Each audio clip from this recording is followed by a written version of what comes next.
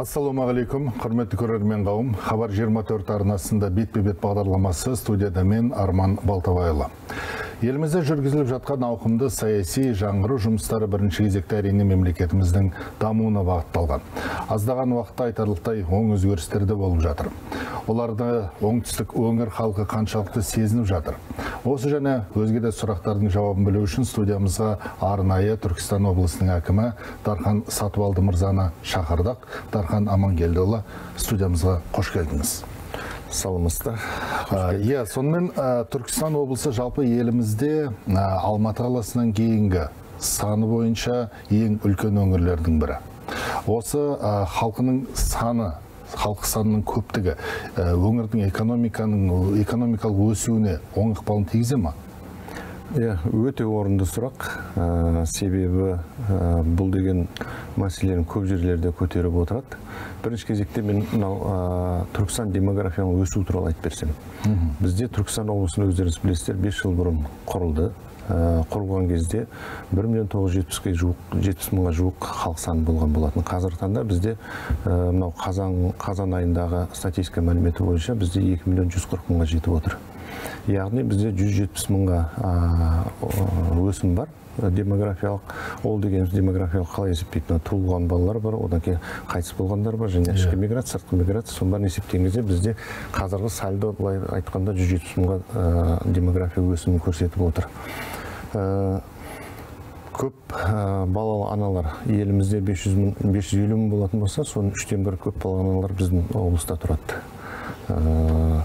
Бізде көп балалы аналарды басқа өңірмен салыстырғанда да айырмашылығы бар. Себебі біздің елімізде 4 бала және одан жоғары бізде көп балалы отбасы болып есептелінеді. А бізде көп балалы аналардың отбасыларына 6, 7, кейбірінде 10-11 балалы шағалар бар. Ол жағынан да біз өзіміз мақтан тұтып айтып жүрміз. Қазіргі таңда бір 15 мыңнан астам алтын алқа иегерлері бар, 43 мыңнан астам бізде күміс алқа иегерлері бар. Сол себептен бізде қазір өсім өте жоғары деп айтуға болады. Мектеп жасындағы баларымыз 520 мыңға жетіп отыр. Әрбір 7-ші туылып отқан бала біздің өңірдегі. Кеше мынау өздеріңіз сезесіздер, елімізде 20 миллионшында балалар туылды, ол да Түркістан облысында болды. Сондықтан біз оны қуанып арқасында жеткізіп отырмыз. Енді сіздің сұрағыңызға маған да көп сондай сұрақ қойды. Сіздерде бала туу көп, демография өсімі жоғары деп. Ол сіздерде экономика кері әсері береді деген сонда әңгімелерді естіп отырам, бірақ мен олмен толығымен келіспеймін.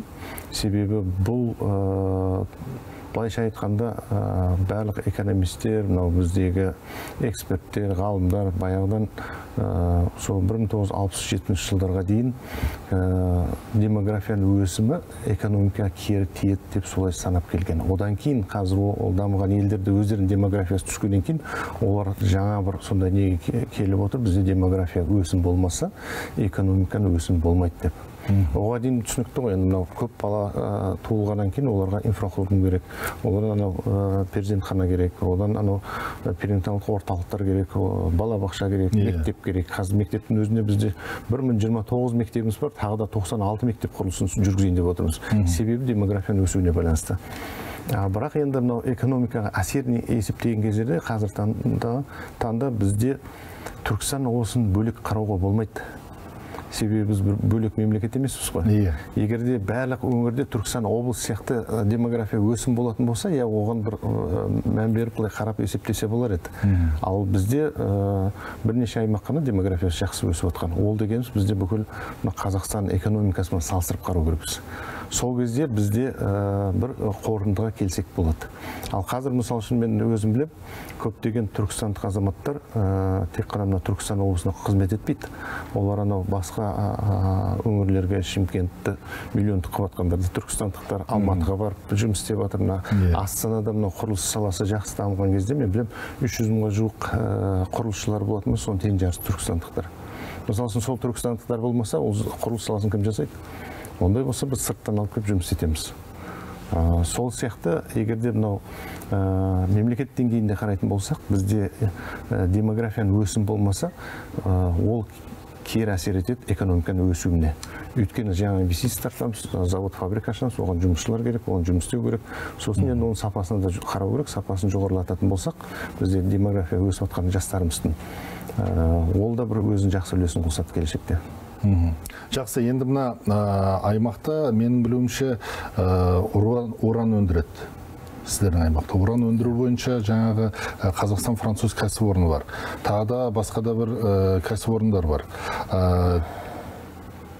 Бұл өңірдің енді инвестициялық тартымдылығына өзінің оң көрсеткіштерін беріп жатыр.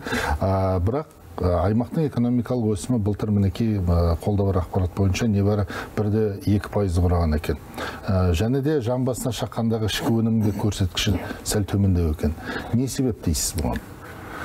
Бізде жалпы ішкі өнім бойынша біз 12-ші орындамыз, былтырғы есеп бойынша. Ал жан басына шаққанда біз ең соңындамыз, 20-ші орындамыз.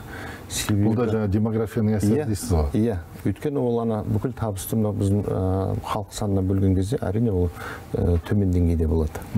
Оған бірнеше себебі бар. Себебі өзіңіз білесіз, осыдан 5 жыл алдын бізде оңтүстік Қазақстан облысы болған. Сол кезде облыс орталығы Шымкент қаласы болғаннан кейін көптеген өндірістерді сол облыс қаласына шоғырландырылды. Жақындатып. Иә, жақындатып, ол жерде мұнай өндіру заводы да бар, ол жерде тағы да цемент шығаратын заводтар, тағы басқа заводтар бар. Инвесторлар келген кезде Шымкент қаласына қалды. Енді біз Түркістан облысы бөліп шыққанда, бізде қазіргі таңда экономиканың құрылымын қарайтын болсаңыз, біз егерде бағана Казатомпром шетке алып қоятын болсақ, бізде бір 70%-ға дейін ауыл шаруашылығы болып кетеді. Және қалған сауда-саттық сондай ғана болады. Қызмет көрсету.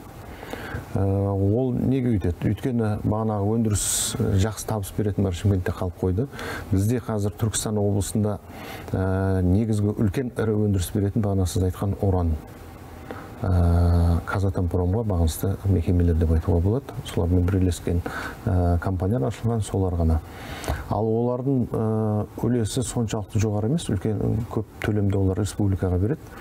Бізге беретін бір жылда бар жоқ бір 12 миллиардқа жуық. Және де бір 8,5-9 мыңға жуық біздің азаматтарымыз сонда қызмет етеді.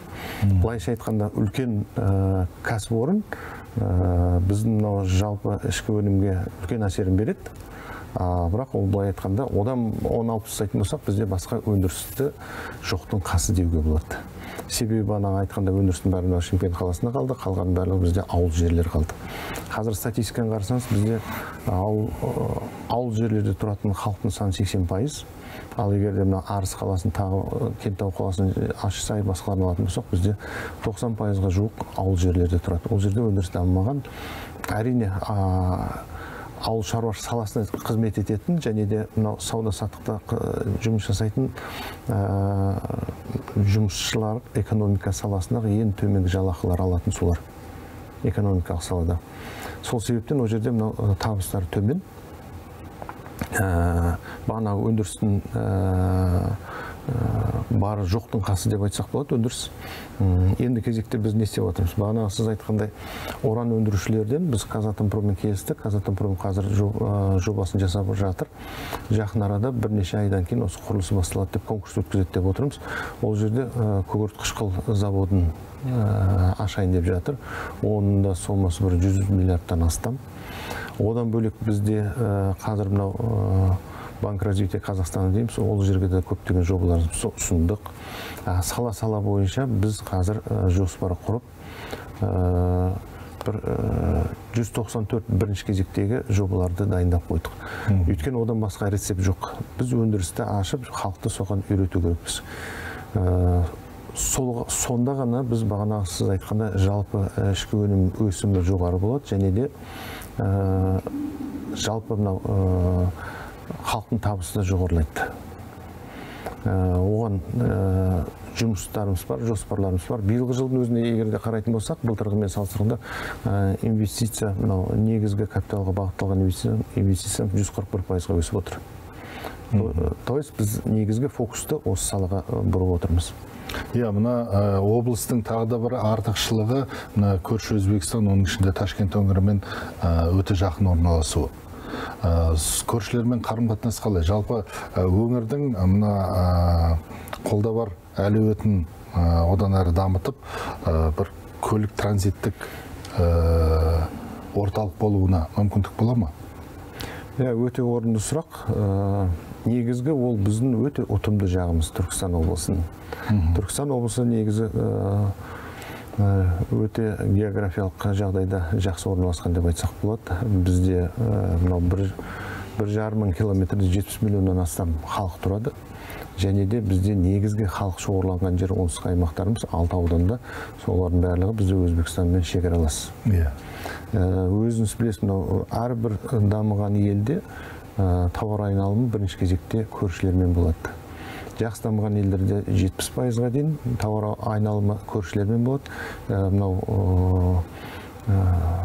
оңтүстік шығыс Азия елдерінде 50%-ға дейін көрші елдермен болады. Бізде де біз сонда былайша айтқанда ұтымды жағдайымыз бар. Өзбекстанмен тауар айналымы бізде жақсы, қарым-қатынасы жылдан жылға өсім көрсетіп отыр.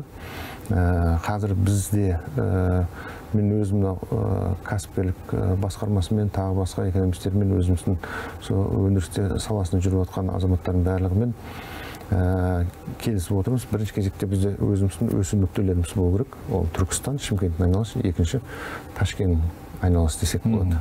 Біз бұлай бұрын бәрін Ташкенттен алатын болсақ, қазір біз сондай жағдай жасау керекпіз. Біз қайта өндіріп, немесе ауыл шаруашылығында бағытындағы өнімдерді біз Ташкентке сату керекпіз. Ол бірінші бағыт. Ол бойынша бізге көптеген Өзбекстанның кәсіпкер азаматтар келіп отыр. Бірге бордақаларын ашайық, бірге ауыл шаруашылығында жұмыс істейік, сосын ары қарай экспорт қылып Өзбекстанға өткізейік деп. Қазір еттің экспортының 80%-ы Қазақстанда біздің Түркістан облысы береді. Соның негізгі бізде ірі қара малдың еті сол Өзбекстанға біз экспорт жасаймыз. Олардың барлығы қарады, көрді, олардың үлкен сетевой нелері бар, магазиндері, олардың барлығы бізбен келісім шартқа отырып алып жатыр. Одан бөлек бізде индустриалды аймақты құрып отырмыз шекарада. Өнеркәсіп кооперация бойынша келісім қол қойылды. Бізде сауда министрлігі мен олардың министрліктерінің арасында. Соған сәйкес бізде қазір 100 гектарды біз резервке қойдық Мақтаарал ауданында, сол прям шекарада, атамекен станцияның қасында. Сол кезде біз екі жақты қарым-қатынасты сондай бір орталық ашайын деп отырмыз. Ертең сол жерде өндіріс қойып, бір-бірімізге соңы жеңілдетілген сондай таможнясы болады, тағы басқа жағынан болады. Тауар айналымына үлкен әсерін тигізетін. Одан бөлек олар енді жақсы, былайша айтқанда дамып кеткен салаларда бар, текстиль, тоқыма кластерлері. Олар бойынша біз бірнеше Өзбекстан компанияларымен келісімге келіп отырмыз. Олар бізге кіріп, өз ақшасын салам дейді, бірақ бізден кредит алып, сол бізде тоқыма кластерін құрсақ деп. Оған қазір 15 гектарын беріп отырмыз. Бағана Мақтаарал өндірістік аймақта сол жерден келешекте біз үлкен кластер жасаймыз. Ол әрине енді бірінші кезекте біз инфрақұрылым қаржыландыруға және де олар несие сұрап отыр. Бірақ біз оған барып отырмыз, өйткені бізде навык жоқ та халықта. Бір тоқыма кластер болмағаннан кейін бәрі қорқады бастауға. Біз аналарда келіп бастап үйретсек, кейін біздікілерді үйреніп, соны бастап кете ме деп отырмыз. Сол кластерді құратын болсақ, бізде алдын ала есеп бойынша 9 кластерді белгілеп отырмыз. 42 мыңға жуық жаңа жұмыс орны ашылады екен. Және де салық төлейтін жылына егер толық соманы іске асырсақ 26 миллиардқа жуық бір жылда салық төлейміз өзіміз жерге. Оларды біз сол Өзбекстаннан алып отырмыз. Одан бөлек бізде жібек құртын өсіру. Оны да қазір талдап зерттеп жүрміз. Өзбекстанға барып сол жерде түттің өздері бір сорттарын шығарған. Соларды бізде ауылды тұрған тұрғындарымызды үйретсек деп. Өйткені тұттан шыққан жібек құрты ол 100% экспортқа шығатын. Жылдан жылға ол қымбаттап жатыр. Сондай қарым-қатынастарымыз бар. Ол бойынша біз ары қарайда жұмыс жасаймыз. Өйткені Ташкент былайша айтқанда енді не сол енді бас қаласы. Өзбекстан ол жерде көп мынандай сатып алуға қабілеті бар азаматтар тұрады, тұрғындарымен. Біз соны пайдаланып, біз қайта соларға сату керекпіз. Ертең помидорымызды, огурцымызды, мынау алма өсіріп жатырмыз. Алманы өткізіп жатырмыз қазір. Ташкентке сатып отырмыз. Бізде Түркістанда өсіріп жатқан алманы біз Ташкентке сатып отырмыз. Етті сатып отырмыз, тағы басқа май сатып отырмыз. Тағы сол сияқты көптеген біз өнімдерді Ташкентке сатып отырмыз. Ол жылма-жылға ол өсе береді. Жақсы, енді мына келесі сұрақ тағы да демографиядан туындайды. Мектеп мәселесі. Аймақта қазір апатты жағдайда тұрған мектептер бар ма? Олардың саны қанша? Бізде мектеп жағдайы бағана апатты және 3 ауысымды мектептеріміз ең өзекті мәселелердің біреуі болған. Мен бұрын осы өңірде жұмыс жасаған едім ғой. Бірінші орынбасар болған кезде өзде бір 50-60-ға жоқ 3 ауысымды мектептеріміз болатын. Қазір бізде 4 апатты және 5 3 ауысымды мектебіміз бар. Және де 11 мектеп осы 3 ауысымға ауысуға қаупі бар болып тұр. Оны қалай шешеміз? Түсінікті, ол біреулер тозығы жеткен болады, бір жерлерде халық өсімі бар, бағанағы демографиялық өсім бар, соның бәрі әсер етеді. Ол жылман-жылға тұрақты жұмыстың біреуі. Ол бойынша бір 4 бағытта жұмыс істеп отырмыз. Бірінші бағыт, біз өзіміз республикадан және жергілікті бюджеттен 34 мектептің құрылысын жүргізіп отырмыз. Биылғы жылы 6-ын тапсырып, жылдың соңына дейін тағы 14-ін тапсырамыз деп жоспарлап отырмыз. Қалғаны бізде ендігі жылға өтпелі. Оларда бағана мектеп тапшы немесе қажеті бар жерлерде соларды құрылысын жүргізіп отырмыз. Екінші бағыт бізде жеке меншіктердің есебінен. Жеке меншіктердің есебінен биылғы жылдың өзінде 17 мектептің құрылысын жүргізіп отырмыз. Олар мынау Сайрам, Ордабасы, Шымкентке жақын орналасқан аудандарда және де бізде Түркістанда негізінде сондай жеке меншіктер салып отыр. Үшінші бізде жайлы мектеп, президентіміз өздеріңіз білесіздер, мынау жайлы мектеп пилоттық жобаны іске асыруға тапсырма берді. Сол тапсырма аясында бізде облыста 63 мектептің құрылысын жоспарлап отырмыз. Ол 25 жылға іске асырылады. Қазір 29 мектептің құрылысын бастауға дайындалып жатыр. Келесі жылы аяқтаймыз деп отырмыз. 29-ның қалғаны 25 жылға өтпелі болады. Және бір бағыт, ол бізде білім инфрақұрылымын дамыту қоры бар. Сол қоры арқылы біз 9 мектептің құрылысын жүргізіп отырмыз.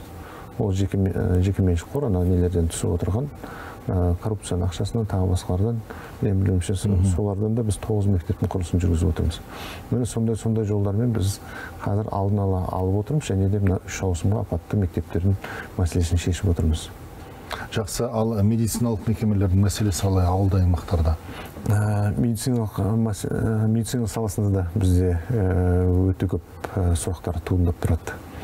Мен әрбір халықпен кездескен кезде, әрбір кездесуде сол сұрақты қойып отырады. Шалғайда орналасқан ауылдарымыз көп, солар айтады, біз медициналық көмекке алысқа барамыз, сондықтан бізге жақын жерден соны жасап берсеңіздер деп. Енді медицина саласы бойынша бағдарлама бар, сол бағдарлама сәйкес бізде 49 елді мекенде жаңадан бағана ФАП, врачебный амбулатория дейміз, осы медицинский пункт деген, сол халық санына қарай 49 сондай нысанның құрылысын жоспарладық. Оған республикалық бюджеттен де қаржы бөлініп отыр. Оған және де жобалық сметалық құжаттамаларын бәрін дайындап қойдық. Жалпы бізде қажеттілік 122 елді мекенде. Сол 49-ын қазір аяқтап болсақ, сосын арғырай 27 жылға дейін біз қалғанын 73-ін біз арғырай жалғастырамыз. Ондай тапшы бар. Екінші тапшылығы бар. Бізде орталық Шымкенттен Түркістанға көшкеннен кейін Түркістанда да бізде көп бейінді ауруханамыз жоқ. Сондықтан ол жерде де түрік кәсіпкермен бірге мемлекеттік жекешелік әріптестіктер арқасында үлкен сондай аурухана құрылысы жүріп жатыр. Одан бөлек біз Арабтан келген Абу-Дабидағы араб басшылармен, шейхтармен келіскенбіз. Олар өздері демеуші ретінде бізге перинаталдық орталықты жасап береміз деп отыр. Түркістан қаласында және де өзіңіз білесіз, былтыр біздің президентіміз Түркістанға іс-сапарында сол жерде өзі сондай ұсыныс беріп тапсырма беріп кетті. Бізге мына Сарыағаш ауданында көп салалы сондай медициналық орталық, перинаталдық орталығы мен көп салалы медициналық орталықта құрылысын салу керек деп. Себебі бізде оңтүстіктен төмен қарай біз 1 миллионға жуық халқымыз тұрады. Олардың көбісі бері қарай Түркістанға келгісі жоқ. Былайша айтқанда алыс, бір 300, Жетісайдағылар бір 500 километрге жүреді. Сондықтан олар границадан өтеді, Ташкентке кетіп қалады қарасам. Мен өзім сол жерде елші болған кезде, кейбір нелерге барған кезде, емханаларға, сол жерде көретін жылма-жылға қазақ біздің сол аудандардан келіп жатқандар, Ташкентте емге келіп жатқандар саны артып барады. Сол себептен оларға ыңғайлы жағдай болу үшін президентіміз сонда шешім қабылдап, бізде Сарыағаш ауданында ауданаралық сонда бір үлкен бір медициналық кешен құрылысы салу керек деп тапсырма берді. Оны қазір жобалық сметалық құжаттамасы әзірленуде, келешекте ол да іске асырылатын болады. Ләйім солай болсын. Енді мына өңір ауыл шаруашылық өнімдерінің ең ірі жеткізушілердің бірі болып табылады. Оның өзі суды талап етеді. Су тапшылығы проблемасы бар ма? Бар болса қалай шешіп жатсыздар? Су ол ең бір өзекті мәселенің біреуі деп айтсақ болады біздің өңірге. Себебі 4/1 суармалы жерлер біздің Түркістан облысында орналасқан. Сосын бағана айтқандай 80% халық ауыл жерде тұрғаннан кейін олар негізгі шаруасы ауыл шаруашылық саласы. Сондықтан ол негізгі бір өзекті бір мәселе болып келеді. Суармалы жерлеріміз. Ол бойынша су көздерін білесіздер, қайтадан мен екіге бөлемін. Түркістан жақ, Ордабасыдан бастап, олар бізде таулы аймақтардан су келеді. Бұлақтар бар, және өзіміздің ішкі таулардан келеді. Қаратаудан, мына жақта бізде тағы Сайрам ауданы жақтардан келеді. Ол жақтарда 210 миллион текше метрге жуық тапшы болатын су. Қазір таңда біздің президентіміз тапсырмасына сәйкес Түркістан магистралды каналдың құрылысы жүргізілді. 59 километр. Соған қосымша бізде Қосқорған 2 деген су қоймасын соқты. Қазір таңда біз биыл қазір бастадық, осы қараша айында Байдебек ата деген су қоймасын 68 миллионға. Және де бізде тағы да бірнеше сондай нелеріміз бар, жоспарларымыз, Арыс каналын бетондау. Сонда бізде бағана тапшы 210 миллион текше метр суды біз толығымен шешеміз. Ендігі кезекте бізде оңтүстік жақтағылар біздегі су келетіндер трансшекаралық өзендерден келеді. Бірінші Сырдария. Сырдария оны білесіздер, бастауынан Қырғызстаннан, одан кейін Ферганский долина кіреді, одан кейін Тәжікстанға кіреді, Тәжікстан бері қарай бізге келеді. Ол бізде Шардара, одан ары қарай Маш каналымен бізде Жетісай ауданын аламыз, сол жердің суды, және де Шардара мен Көксарайды толтырып, келешекте жаз басталғанда біз Қызылорда облысына жіберіп отырамыз. Оған тәуелдіміз, сол трансшекаралық өзендерге ол жерден келетін. Ол бойынша енді су ресурстар министрлігі тиісті өзінің әріптестерімен ол елдегі жұмыс істеп отырып, биыл жылы бізде жақсы өттік. Екінші бізде негізгі су келетін бізде Достық канал бар. Ол да Өзбекстан жағына Сырдариядан бөлініп шығады. Сырдария облысынан кейін бізге кіреді. Ол орта есеппен 140 мың гектарға есептелген. Бір жылда 1 миллиард текше метрден астам біз сол канал арқылы алу керекпіз. Бірақ өкінішке орай жылма-жылға ол азайып баратыр. Былтырда бізге орта есеппен бір 800 миллионға жуық алдық. Бір 200 миллионнан астам біз аламай қалдық. Себебі бұл жоғарғыда байланысты. Бағана су қоймаларында қысқы кезінде олар суды жинаудан жіберіп отырады. Мысалы, оны министрліктер тиісті келіссөздер жүргізіліп жатыр, бірақ биыл біз жақсы өттік деп айтсақ болады оны. Енді кезекте әрине су тапшы болады. Су тапшы болады, келешекте ол жақсы болмайды. Бағана президентіміз жолдауында да айтып өтті, бізді суды үнемдеу технологияға көшу керекпіз. Бізде қазір бір 30 мыңға жуық гектарда тамшылатып суару және де жаңбырлатып суару технологиясы енгізілген. Біз соны жалғастырамыз. Қазір бізде өзіміздің жоспарларымыз бар.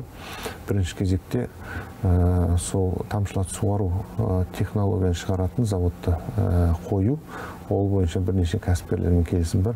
Екінші, бізде мына Кентауда жаңбырлатып суару технологиясы қолға қойылды. Қазір таңда біз солармен ары қарай жұмыс жасаймыз деп жоспарлап отырмыз.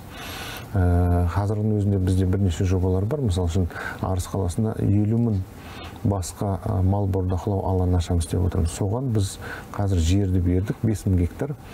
5000, былайша айтқанда, жайылым жерді, соны суармалы жасаймыз деп біз жоспарлап отырмыз. Олар бағана тамшылатып суару технологиясын енгізіп, соны ары қарай бағанағыдай суармалы жер көлемін ұлғайтамыз деп отырмыз. Әрине, бұл жерде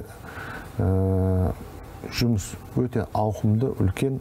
Мысал үшін бізде облыста 12,5 мыңға жуық, 12,5 мың километр каналдарымыз бар. Оның 4,5 мың метрге жуық каналдарымыз ол су ресурстары министрлігіне қарасты. Олар қалай жұмыс істейді? Бана каналдардың 70% тозығы жеткен.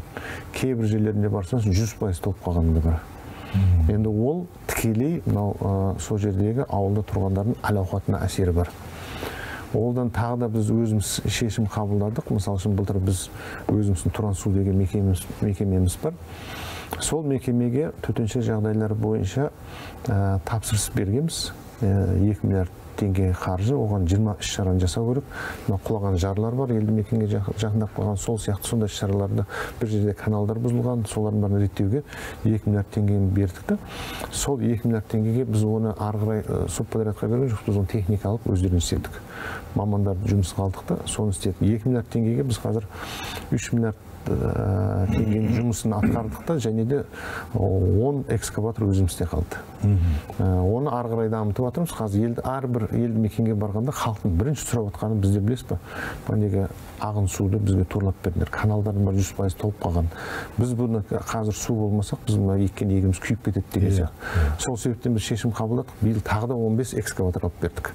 Оны төмендетілген бағамен келісіп, заводпен келісіп, оны алып беріп отырмыз. Ол өзін өте ақтап отыр. 2,5-3 есе тиімді болып отыр. Бағана экскаваторды біз қосып жіберіп, сол ауылдарға тазалап, қай жерде бітелген, қай жерде қоқысқа толған, солардың бәрін біз жөндеп отырмыз.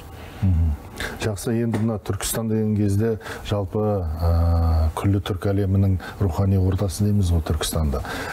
Туризм саласын айта кетпеу тағы да мүмкін емес. Сарыағаш бар, Арыстанбабымыз бар, Қожа Ахмет Яссауи мавзолейіміз бар. Түркістан жалпы туристер өте, әсіресе соңғы жылдар көп келіп жатыр Түркістанға. Былтыр, биыл қанша турист келді өңірге? Бізде бұлай динамиканы қарасаңыз, енді әрине мынау карантин кезінде кішкене өзгеріс болды ғой. Бірақ дегенмен де 21, 22, 23 динамикасын қарайтын болсаңыз, бізде өсім бар. Бізде негізгі 3 бағытты алып отырамыз. Тарихи және мәдени сонда орындарымыз 1700-ден астам орнымыз бар. ЮНЕСКО кіретін біздің Қожа Ахмет Яссауи атындағы кесенеміз бар. Негізі көп туристер сол жерге келеді.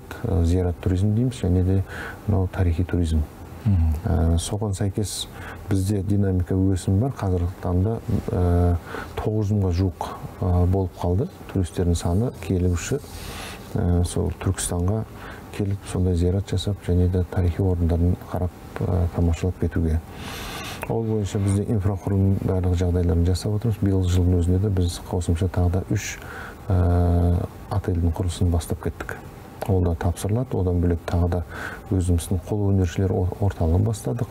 Сондай сияқты жобаларымыз бар, ол жылға ары қарай жалғасын таба береді.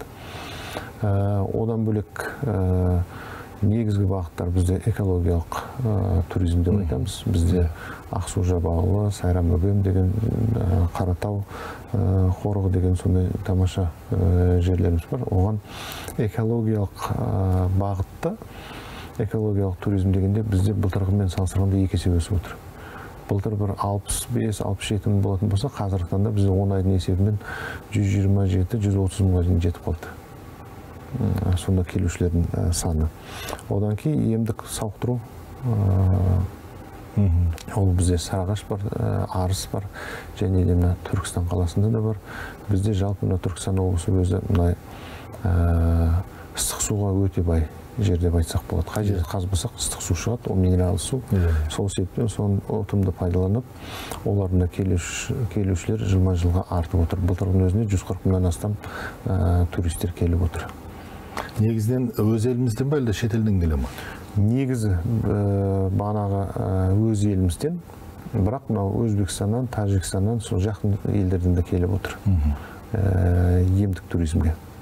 Олымыз бар. Ал мынау тарихи туризмге бізде түрік мемлекетінен бастап, батыс мемлекеттерді, әсіресе мынау көрші Өзбекстаннан да өте көп келеді.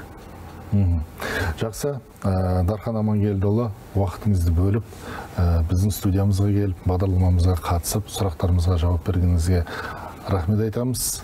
Өңіріңіз дами берсін, өркендей берсін, өзіңіз аман болыңыз. Сіздерге рахмет. Біз Түркістан туралы әрқашанда айтып береміз, және де ашықпыз. Қандай да бір сұрақ болса, біз дайынбыз. Рахмет. Рахмет. Құрметті көрермен қауым, осымен бетпе-бет бағдарламасы аяқталды. Келесі кездескенше аман сау болыңыздар.